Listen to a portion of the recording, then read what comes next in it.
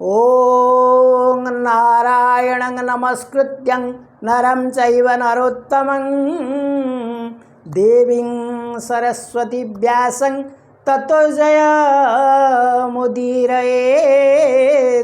ततो जयमुदीरयेत् मुखं करोति वाचालं पङ्गुलङ्घयते गिरिं यत्कृपातमहं वन्दे परमानन्दमाधव परमानन्दमाधव श्रितकमला कुचमण्डल हे धृतकुण्डल हे कलित ललित बनमाळ जय जगदीश हरे जय जगदीश हरे राधे कृष्ण हरि गोविंद गोपाल हरि वसुदेव बाळ भजनंद दुलाळ जय जय देव हरे जय जय देव हरे हरे जय जय देव हरे हरि ओम। प्रिय सज्जन वृंद आजिर ये भागवत पठन और प्रवचन पावन परिसर को आपण मानक स्वागत जनाऊँ।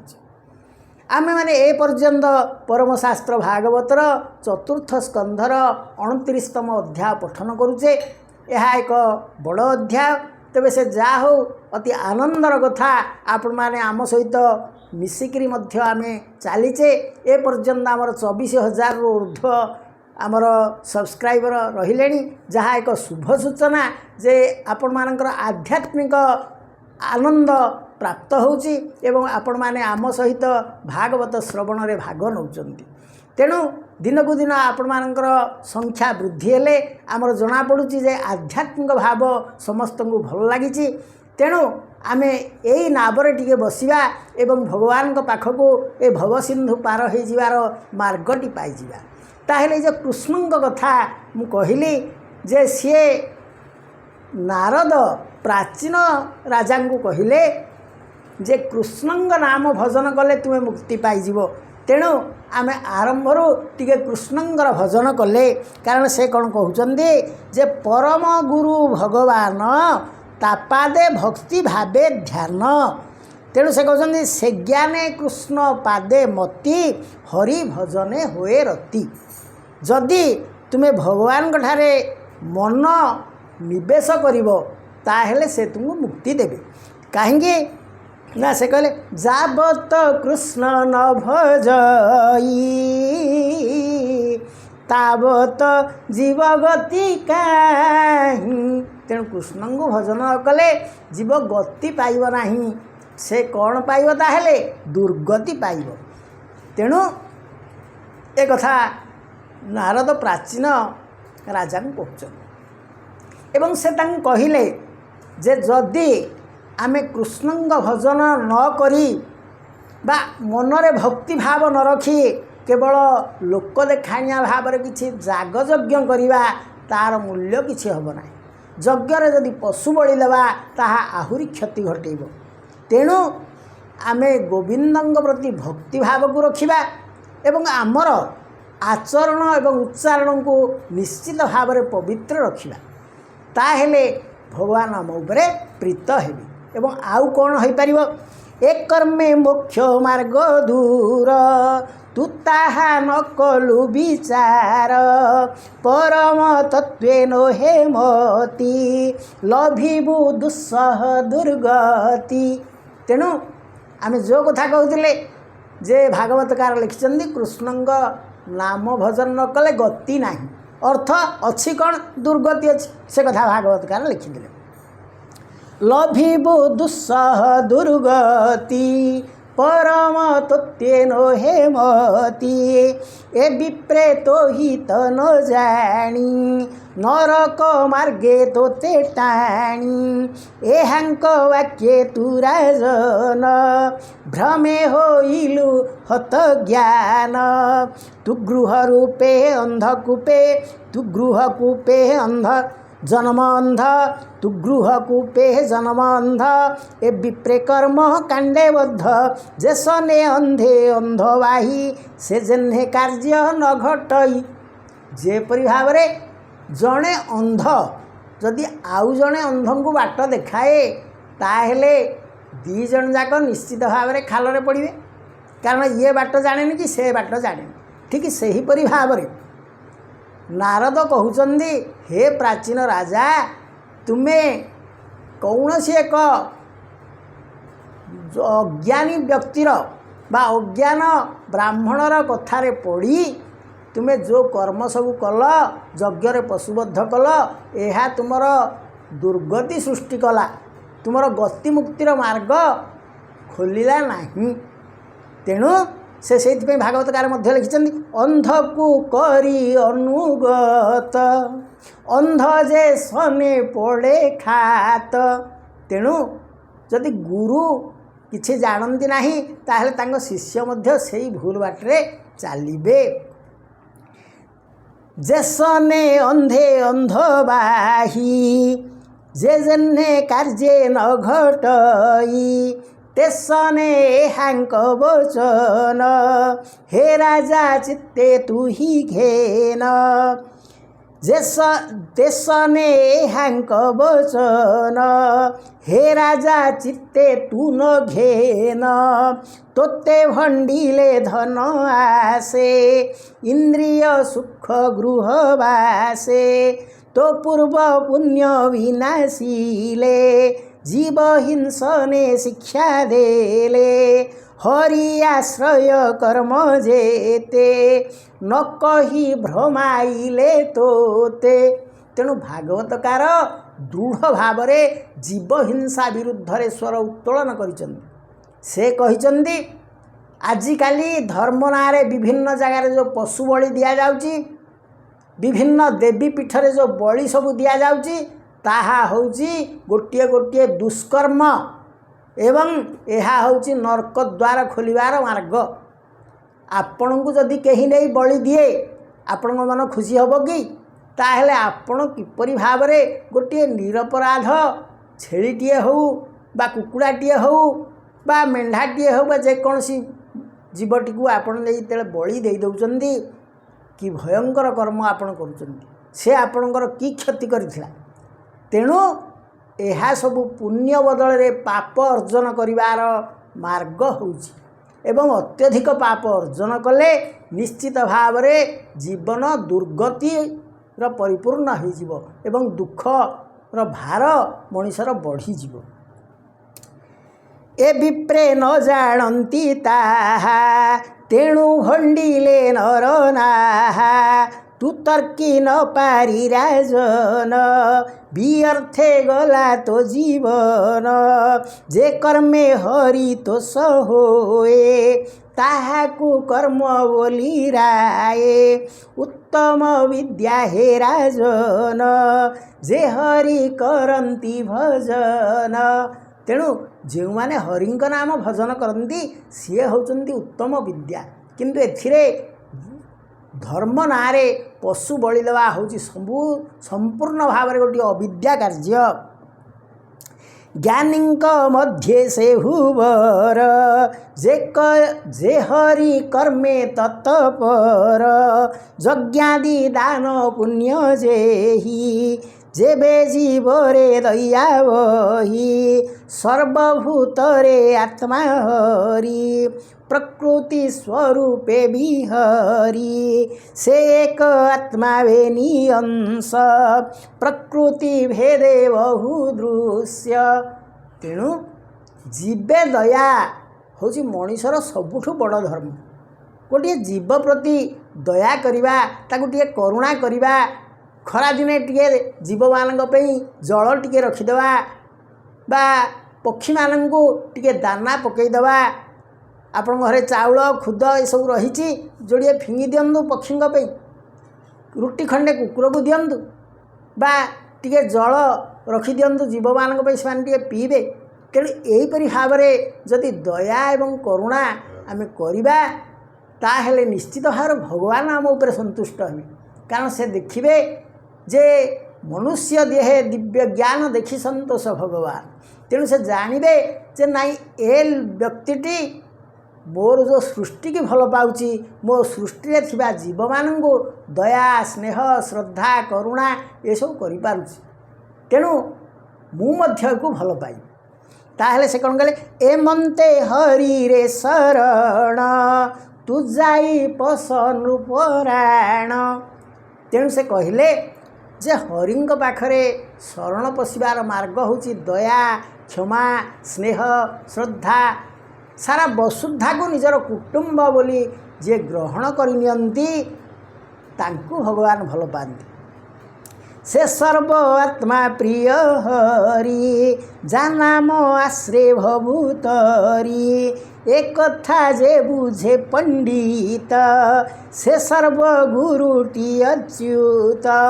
तेणु आमे जो प्रत्यह गान करे जे वसुदेवं सुतं देवं कंस चाणूरमर्दन देवकी परमानंदं कृष्ण वंदे जगत गुरु। कृष्ण होचंदे सारा विश्वर गुरु से कथा भागवतकार कहले से सर्व गुरुटी अच्युत। तेणु से होचंदे आम समस्तंकर गुरु। तेणु गुरु को जदि आम न मानिबा गुरुंकर जो सृष्टि तांकर जो परिवार को जदि आम न मानिबा बा तांको सम्मान दबा नहीं ताहले गुरु आमको भल पाइबे कि। तुम्भर संदेह फेलिलु ए आत्मज्ञान शिक्षा देलु अपरे गुप्त दृष्टांतर तोते कहिबा नृपवर ता तोते बुझान्ते राजन तेबे नहिला तोर ज्ञान।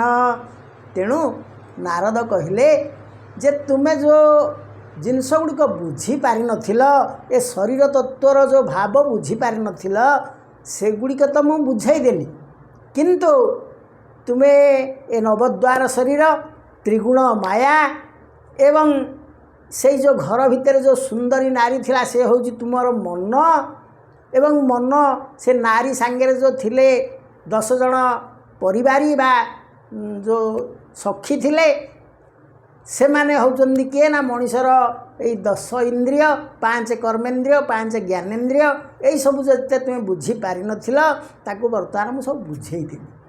तापरे तथापि तुम मन रे किछि अबुझा भाव रही जाउछि जे तुमर गोटे मोह भाव आसुछि। कुआड़ को मोह भाव आसुछि ना तुम जो रही परिवारटी ता प्रति तुमर मोह आसुछि, तुम राणी प्रति तुमर मोह आसुची, तुमर ये जो राजनबर प्रति तुमर मोह आसुची एवं तुमर ये जो प्रतिष्ठा प्रतिपत्ति बा आउ जेते जहाँ सब सैन्य सामंत प्रजा सब अच्छी समस्त प्रति तुमर गोटे मोह आसुची। कहीं एमाने तुमको सम्मान दौरान भक्ति करुँच तुमर आत्म बढ़िया टी बढ़ी जाऊँगी अहंकार बढ़ी जाऊँगी। तेणु तुम्हें यही जो मायारे पड़ी जाइच मायारे पड़गले कौन हुए से कथा आज मुझे तुमको बुझेबी कौन हूँ। तेणु से आउ गोटे उदाहरण दे कुसुम बाड़ी मध्य मृग इच्छई मैथुन जोग हरिणी बसे वस होई अज्ञाने मृत्यु न जानही अल्प सुख लोभे मती भ्रमर गीते डेरी श्रुति अल्प सुख लोभे मती भ्रमर गीते देई श्रुति ता अग्रे ब्रुक माने छंती ता मांस भक्षण इच्छन्ति ताहांक मुख गुराजन सत्वरे करई गमन ता पछे व्याध गोड़ाई सपने ता पछे व्याध गोड़ाई सघने बाण से बिंधुछि ताहाकु न करिण भये आनंदे मृगीर से भये भेदिण व्याध तीक्ष्ण सर ମିଳାଇ ଅର୍ଦ୍ଧତା ଶରୀର ଗଲାଣି ନ ଜାଣଇ ସୁଖେ ତେବେ ଉଛୁଣି ଲତା ଭକ୍ଷେ ତାହାକୁ ନ କରିଣ ଭଏ ସଧିରେ ଲତା ବୃକ୍ଷ ଖାଏ ବିବେକ ଖୋଜ ତୁ ବହନ ଏମନ୍ତେ ମୃଗ କେ ରାଜନ ତେବେ ଜାଣିବା ଧୃତିମତି ବିଷୟ ରସ ତ୍ୟାଗ ଗତି। ତେଣୁ ନାରଦ ଗୋଟିଏ ଉଦାହରଣ ଦେଲେ, କହିଲେ ଗୋଟିଏ ହରିଣ ଅଛି, ସେ ଗୋଟିଏ ସୁନ୍ଦର ଉପବନରେ ବୁଲୁଛି। କ'ଣ ପାଇଁ ବୁଲୁଛି ନା ସେ ଗୋଟେ ହରିଣୀକି ଖୋଜୁଛି ଏବଂ ସେ ହରିଣୀକି ଖୋଜିବା ଭିତରେ ତାକୁ ବ୍ୟାଧ ପଛପଟୁ ଗୋଡ଼େଇଛି। ସେ କଥାକୁ ଦୃଷ୍ଟି ରଖୁନାହିଁ, ସେ ଟିକେ ସତର୍କ ହେଉନାହିଁ ଯେ ପଛପଟୁ ମୋତେ ବ୍ୟାଧ ଗୋଡ଼େଇଲାଣି। ପୁଣି ଆଗରେ ଦେଖୁଛି ଭୟଙ୍କର କୁକୁରମାନେ ସବୁ ଅଛନ୍ତି ଏବଂ ଶୃଗାଳମାନେ ସବୁ ଅଛନ୍ତି। ସେମାନେ ହୁଏତ ତା'ର ମାଂସ ଖାଇବା ପାଇଁ ସିଆଡ଼େ ଅପେକ୍ଷା କରିଛନ୍ତି, କିନ୍ତୁ ସେଠିକି ମଧ୍ୟ ସେ ଚାହୁଁନାହିଁ। ସେ କେବଳ ସୁନ୍ଦର ଉପବନ ଭିତରେ ବୁଲୁଛି ଏବଂ ହରିଣୀ ଖୋଜୁଛି। ତାପରେ କ'ଣ ହେଉଛି ନା ଏତେ ବିପଦ ଥାଇ ମଧ୍ୟ ସେ କ'ଣ କରୁଛି ନା ମାୟାରେ ଅନ୍ଧ ଭଳି ହେଉଛି। ତେଣୁ ଏଇ କଥା ତୁମେ କିଛି ବୁଝିପାରୁଛ ନା ନାଇଁ କୁହ। ଏ କଥାକୁ ପ୍ରାଚୀନ ରାଜାଙ୍କୁ ନାରଦ କହିଲେ। ଏ ଅନୁଭବ ବୁଝିରାଏ ବିବେକୀ ଜାଣିବୁ ଥୋକାଏ ତା ଶୁଣି ସମ୍ଭ୍ରମେ ରାଜନ ମୁନିଙ୍କି ଚାହିଁ ତ ସମନ କହେ ବିନୟ ଶୁଦ୍ଧ ଚିତେ ଅତି ଆନନ୍ଦେ ହରସିତେ। ତେବେ ଯେତେବେଳେ ନାରଦ ପ୍ରାଚୀନ ରାଜାଙ୍କୁ ପଚାରିଲେ କିଛି ବୁଝିପାରିଲ କି, କ'ଣ ଏ କଥା ମୁଁ କହିଲି? ତେଣୁ ସେ କହିଲେ ନାଇଁ ମୁଁ ବିଶେଷ ବୁଝିପାରିଲି। ତେଣୁ ସେ କ'ଣ କହୁଛନ୍ତି?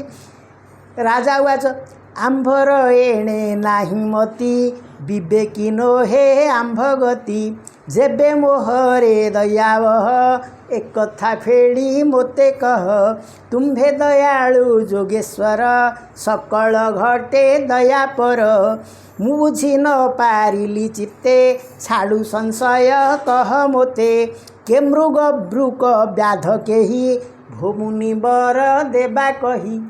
ତେଣୁ ସେ କହିଲେ ହେ ମହର୍ଷି, ହେ ନାରଦ ମହାମୁନି, ଆପଣ ଟିକେ ମୋତେ ବତେଇ ଦିଅନ୍ତୁ ମୃଗ କିଏ, ମୃଗୀ କିଏ, ବ୍ୟାଧ କିଏ, ବୃକ କିଏ?